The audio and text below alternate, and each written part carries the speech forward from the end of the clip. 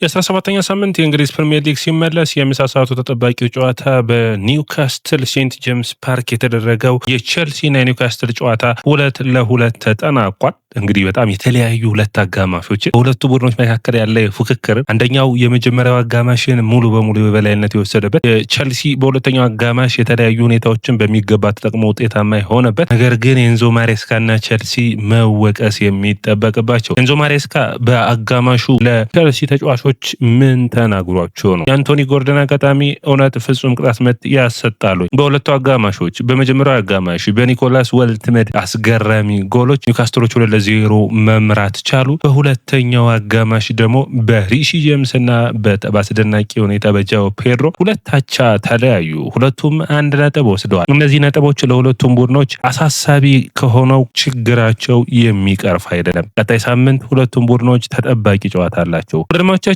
ይህ የስፖርት ነው። የስፖርትን ላይክ፣ ሼር፣ ኮሜንት፣ ሰብስክራይብ ማድረጋችሁን አትርሱ። ስለዚህ ፓሳዊ በሆነ ምክንያት እዩትና ቼልሲ ኤንዞ ማሬስካ በዚህ ሳምንት በገቡበት ሰጣ ገባ የመጀመሪያው አጋማሽን ረብሾታል ማለት እንችላለን። ቼልሲ በመጀመሪያው አጋማሽ ለምን ተቸገረ? በጨዋታውስ ማን ኮከብ ነበር? እኔ ሁሌም ጄምስ ወይም ጃኦ ፔድሮ መምረጥ እንችላለን፣ ግን ሪሲ ጄምስ ሁሉ ነገሩ ለቼልሲ የሚሰጥ ነውና በኔ እይታ ጄምስ የጨዋታው ኮከብ ነበር። እንዴት አገኛችሁት የጨዋታውን? ኮሜንት መስጫ ቦክስ ላይ ጻፉልኝ። እንግዲህ እግር ኳስ በሁለቱ አጋማሽ መካከል የሁለት ቡድኖችን የተለያየ አይነት ብቃት እንድናይ ሳይቶናል። እንግዲህ ኤንዞ ማሬስካ በዚህ ሳምንት በሁለት ሁኔታዎች ሰጣ ገባ ገብተዋል። ማንቸስተር ሲቲ ይህንን አሰልጣኝ ሊቀጥር ነው የሚል እና ሁለተኛው ደግሞ ኤንዞ ማሬስካ በቼልሲ ውስጥ ጫና ውስጥ ነኝ የሚል ድጋፍን ከማንም አላገኝም የሚሉ አስተያየቶች ነበሩ። በተቃራኒው ኤዲሃውም አጣብቂኝ ውስጥ ነበር አለ። ባለፈው ሳምንት በስታዲየም ኦፍ ላይት 1-0 መሸነፉን ተከትሎ በሳምንቱ አጋማሽ ግን ሁለቱም ቡድኖች ከካራቦ ካፕ ድሎቻቸው በኋላ የተሻለ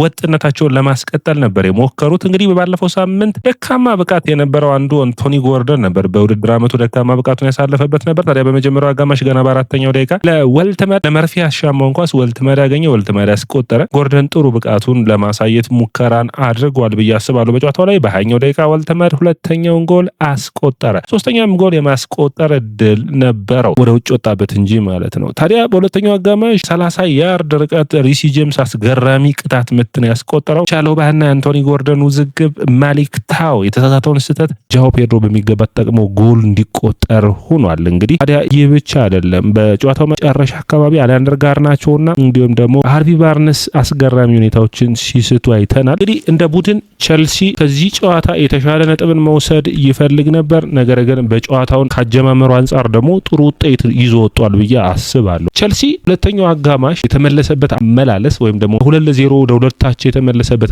አመላለስ በጣም የሚገርም ነበር አለ። በመጀመሪያው አጋማሽ የነበሩበትን ችግሮች ለመቅረፍ የሄዱበት ርቀት በሁለተኛው አጋማሽ ውጤታማ እንዲሆኑ አድርጓቸዋል። በተለይ በመጀመሪያው አጋማሽ የነበረባቸው ችግር ኳሶችን በቀላሉ የሚነጠቁ ደካማ ነበሩ። ይሄ የአንድ ለአንድ ግንኙነት በእንግሊዝ ፕሪሚየር ሊግ ደግሞ ወደ ሴንት ጄምስ ፓርክ አቅንታ የአንድ ለአንድ ግንኙነት ላይ ደካማ ከሆንክ በጣም በቀላሉ ነው ብልጫዎችን የሚፈጥሩበት። እድሎችን መፍጠር አልነበረም። በጣም የቼልሲ አማካኝ መስመር ላይ እንግዲህ በኔይታ በኤንዞ ማሬስካ በመጀመሪያው አጋማሽ የሰሩት ስህተት በኔይታ በማለት ነው በጨዋታው ላይ ፓልመርን አሰልፎታል። ኤንዞ ፈርናንዴዝ መሰለፍ ነበረበት። ፓልመር ወደ መስመር ወጥቶ እዚህኛው መስመር የተሰለፈውን ደግሞ የተሻለ የሚሆነው ቀይሮ አሊያንደር ጋርናቾን ማስገባትና ፔድሮ ኔቶን ደግሞ በግራ መስመር ላይ ማሰለፍ ነበር። ነገር ግን ያ ኢንተንሲቲን በአማካይ መስመር ላይ ብልጫ እንዲወሰድ አድርገዋል። ኤንዞ ፈርናንዴዝ ተቀይሮ ከገባ በኋላ በተለይ በጉስቶ ጥሩ ለውጦችን በአማካይ መስመሩ ላይ አይተናል። የአንድ ለአንድ ፍልሚያዎቹን በተለይ በሁለተኛው አጋማሽ ለውጥ ሲመጣ ቡድኑ መሪነት ሲነበረው ኢንተንሲቲ ነበረው። በአንድ ለአንድ ግንኙነቶችን ሲያሸንፍ ነበር። በአካል ብቃቱ ረገድ ዝግጁ የነበረ ቼልሲን አይተናል። ጃኦ ፔድሮ አስደናቂ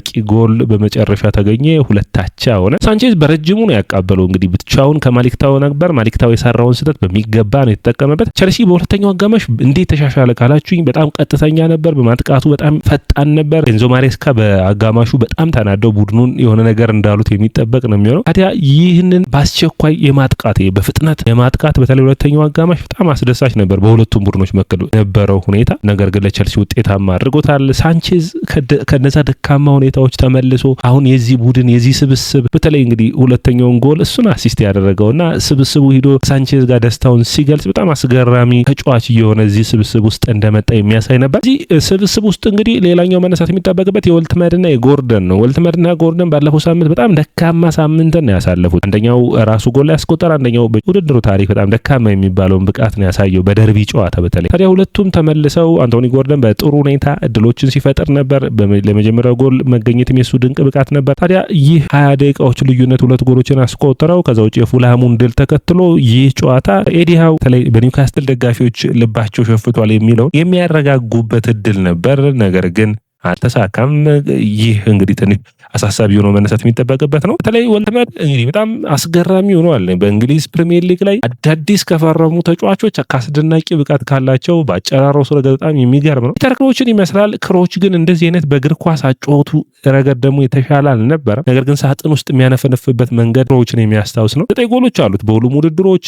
በአንድ ጨዋታ ላይ ለኒውካስትል ሁለት ጎሎች ሲያስቆጥር ለመጀመሪያ ጊዜ ነው። እንግዲህ አንቶኒ ጎርደን የመጀመሪያውን አጋጣሚ ራሱ እድሉን የፈጠረበት በተለይ ፎፋናን ቦል ፕሮግረስ አደርጋለሁ ብሎ ሲወጣ በሚገባ ኳሱን ቀምቶ ወደ መርፊ ያሻማበት መንገድ በጣም ውጤታማ ነበር። ያው ኒውካስትል ውጤታማ የሚሆነው ሁሌም የአማካይ መስመሩ ነው አይደለም። የቶናሊና ብሩኖ ጉሜሬስ የአማካይ መስመር ሁሌም ጠንካራ እንደሆነ የሚታይ ነው። ጃኮብ ራምሲን ለማሰለፍ ሞክረዋል እድሎች እንዲፈጠሩ በሚል ጆሊንግተን ቤንች ላይ ነው የነበረው። ነገር ግን እድሎችን በመፍጠሩ ረገድ በመጀመሪያው አጋማሽ ብዙዎቹ የኒውካስትል ደጋፊዎች የሚስማሙበት በጣም ጥሩ አጋማሽን በውድድር ዓመቱ ጥሩ ኒውካስትል የተጫወተበት ነው። ሁለተኛው አጋማሽ ደግሞ የተከላካያቸው ክፍተት ዋጋ አስከፍሏቸዋል። ቸልሲ እንግዲህ የቸልሲ ብቃት ለምን ደከመ፣ የመጀመሪያው አጋማሽ ለምን ደካማ ሆኑ ካላችሁኝ ማንሳት የሚጠበቅብን የካርዲፍ ሲቲውን ጨዋታ፣ የሊድሱን ጨዋታ። ቸልሲ በመጀመሪያው አጋማሽ ደካማ የሚሆንባቸው ጨዋታዎች አሉ። ሜቢ አርሰናሉ ጨዋታ ነው መነሳት የሚጠበቅበት። በመጀመሪያው አጋማሽ ቸልሲ በጣም ጥሩ የነበረበት፣ የሊድሱ ጨዋታ ግን በሁለተኛው አጋማሽም በዛው በመቀጠላቸው ሽንፈት እንዳስተናገዱ ኢንተንሲቲ መጉደል፣ ለጨዋታው ከሜዳ ውጭ በሚገባ ዝግጁ ሆኖ አለመምጣት። ይህ ደግሞ በኔ እይታ የአርሰን ዌንገሩ አርሰናልን ታዳጊዎች ብቻ ቡድን ውስጥ ሲሰበሰቡ አቋም መውረድና መውጣት ያጋጥማል። እድሜያቸው 27 28 ከሆነ ግን ብዙ ጊዜ እንደዚህ አይነት ሁኔታዎችን ያለመከሰት እድላቸው ሰፊ ይሆናል። ስለዚህ ቸልሲ ያነ ሁኔታ ነው ያጋጠመው። የፎፋናና የቻሎባ ጠንካራው የመከላከል ቅርጽ ዋጋ አስከፍሏል ማለት ይቻላል። በመጀመሪያው አጋማሽ በቀላሉ ነው እንግዲህ ጎሎች የተቆጠረው። ነገር ግን የፎፋናና የቻሎባ ብቻ ጥፋት ሳይሆን የሁለቱን የሚሸፍን የአማካይ መስመሩ ላይ ብልጫ የሚወስድ በቸልሲ በኩል አልነበረም። የአንድ ለአንድ ግንኙነቶች ተከላካዩ ተጋላጭ እንዲሆን አድርገውታልና ነገር ግን የፎፋና የመጀመሪያው ስህተት ግን መረሳት የሌለበት ነው። ቸልሲ አሁንም የዲሲፕሊን ችግር እንደነበረበት በመጀመሪያው አጋማሽ ታይተዋል። አሊያንድር ጋርናቾ፣ ሳንቾ፣ ጉስቶ ቢጫ ካርድ አይተዋል። በሁለተኛው አጋማሽ ቀይ ካርድ አለመታየቱ ለጨዋታው ሳቢ ሆኖ እንዲቀጥል አድርጎታል። ነገር ግን እዚህ ጋር መነሳት የሚጠበቅበት በኒውካስትል በኩል እንግዲህ ፍጹም ቅጣት ምት የአንቶኒ ጎርደን የ53ኛው ደቂቃ አጋጣሚ ነው። እኔ እንግዲህ ያን ያህል ውስብስብ ሆኖ አላየሁትም። ፍጹም ቅጣት ምት ያሰጣል አያሰጥም የሚል ነገር ግን አከራካሪ ሆኖ አይቼዋለሁ። ከጨዋታው ተጠናቀቀ በኋላ ቻሎባ ከአንድ ለአንድ ግፊያ በላይ በጣም ሻል ያለ ፓወር ተጠቅሟል እና ኳሱን ወይም ደግሞ ጎል ወይም ደግሞ ፔናልቲ እንዲያሰጥ የሚያደርግ ነው። ነገር ግን ቀለል ተብሎ ነበር የታለፈው። በጣም በአሳሳቢ ሁኔታ ግን ብዙዎቹ ስለዚህ አጋጣሚ ፔናልቲ ያሰጣል፣ ግልጽ የሆነ ጥፋት ነው ቻሎባ የሰራው የሚል ነው። ቻሎባ ከዚህ አጋጣሚ ውጭ ዛሬ ጥሩ ነው ያመሸው ማለት የሚቻል ነው የሚሆነው። በአጠቃላይ እንደ ቡድን ኒውካስትልም ቸልሲም ሁለት የተለያዩ አጋማሾችን ሁለት ራሳቸውን የሚያዩበትን አጋማሾች አይተዋል። ሜቢ ኒውካስትል ይቅርታ ሊደረግለት የሚችሉት አጋጣሚዎች አሉ። ተከላካዮቹ የሉም። እንግዲህ የኒውካስትል ተከላካዮቹ ደልማቻችን በ10 ጨዋታ ላይ 10ሩም ጨዋታ ላይ ክሊንሺትን ማስመዝገብ አልቻሉም። ይህ ከህዳር 2021 በኋላ ለመጀመሪያ ጊዜ ነው። እንግዲህ የኒውካስትል የተከላካይ መስመርን በምታዩበት ጊዜ በሚገርም ሁኔታ ባለፈው ሳምንት ማለት ነው ዳኒ በርነን በሰንደርላንዱ ጨዋታ አጡ። በሳምንቱ አጋማሽ ደግሞ በፉልሃሙ ጨዋታ ላይ ቲሞ ሊቨርሜንቶን አጡ። ስለዚህ ከመሀል 4 ተከላካዮች ቦትማንም አልነበረም። ሶስቱን በአንድ ያጡ ማለት ነው። በዚህ ጨዋታ ላይ አልነበሩም። በአጠቃላይ ባለፉት 7 ጨዋታዎች ላይ በመጀመሪያዎቹ ማለት ነው ክሊንሺቶችን በ5ቱ ማስመዝገብ ችለው ነበር።